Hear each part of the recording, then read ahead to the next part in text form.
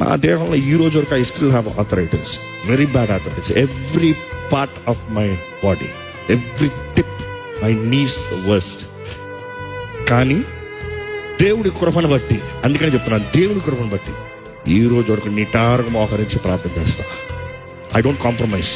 కొన్నిసార్లు రాత్రంతా మోకాల మీద ఉంటా. I don't compromise. నొప్పి ఉంటుంది, ఎవడు కాదంటారు, కానీ నొప్పి ఎట్లా ఉండేదే కదా.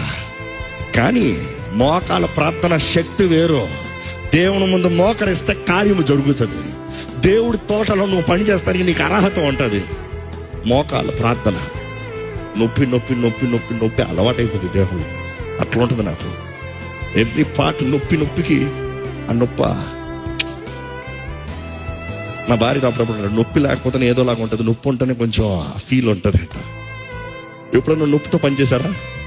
నొప్పి లేకుండా చేసి వేరు, నొప్పితో పనిచేసి వేరు. But then I feel okay God, ఈ ముళ్ళు నువ్వు పెట్టావు, కానీ నీ కృప నాకు ఉంది, అది చాలు. కుటుంబ ప్రార్థన వచ్చినప్పుడు అందరు మోకరిస్తారంట, కొంతమంది నాన్నను మోకరించారంట.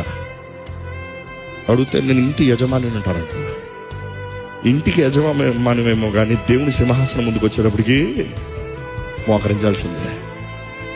తండ్రి మోకరించిన రోజున పిల్లలందరూ లైన్ కడతారు మోకాల మీద.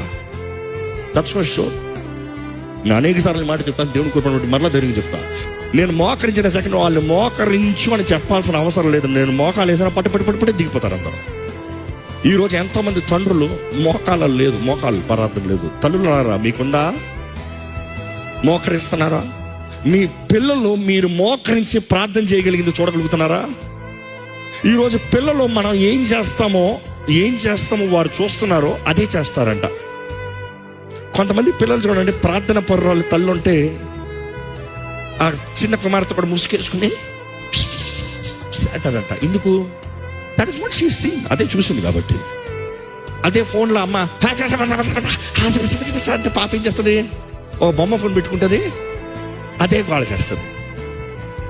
పిల్లలు తల్లిదండ్రులని అట్లా మిమిక్ చేస్తారంట. They are replicated. ఈరోజు మన బిడ్డలు, మన తరము ఏం చేస్తున్నారు, ఏం చూస్తున్నారు? ప్రార్థన చూడగలుగుతున్నారా? దేవుని ఆరాధిస్తాం చూడగలుగుతున్నారా? దేవుని చేతులు ఎత్తి ప్రార్థన చేసి స్తుతిస్తాం చూడగలుగుతున్నారా? చేతులు ఎత్తి ప్రార్థన చేసే తండ్రులని తల్లుల్ని చూడగలుగుతున్నారా? ఈరోజు ఏం చూపిస్తున్నామండి మనం? ఇక్కడ యవనస్తులకి సవాల్ ఇస్తున్నాను. మీ తోటి వారికి, మీ స్నేహితులకి, మీ బంధుమిత్రులకి వాట్ ఆర్ యు షోయింగ్? నువ్వు విశ్వాసాన్ని కనబరచగలుగుతున్నావా? లేకపోతే వాళ్ళు ఏమనుకుంటారు అనుకుంటున్నావా?